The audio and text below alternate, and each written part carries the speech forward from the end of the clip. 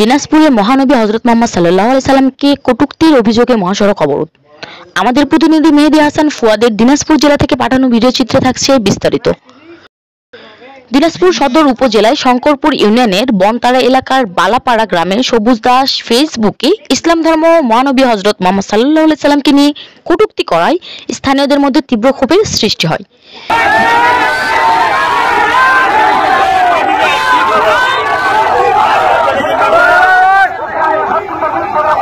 ঘটনার জেরে বৃহস্পতিবার ৩ এপ্রিল সকাল থেকে দিনাজপুর ফুলবাড়ী মহাসড়কে মোহনপুর এলাকায় বিক্ষুব্ধ জনতার অভিযুক্ত সবুজ দাসের গ্রেপ্তারের দাবিতে মহাসড়ক অবরোধ করে।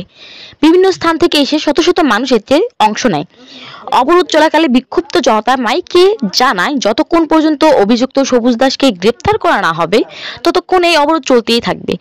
আমাদের কথা হলো 95% মুসলিম কান্ট্রিতে একজন বিধর্মী আমাদের মুসলমানদের নিয়ে কটু কথা বলবে, আমাদের নবীকে নিয়ে কটু কথা বলবে, এটা আমরা কখনো মেনে নিতে পারি না।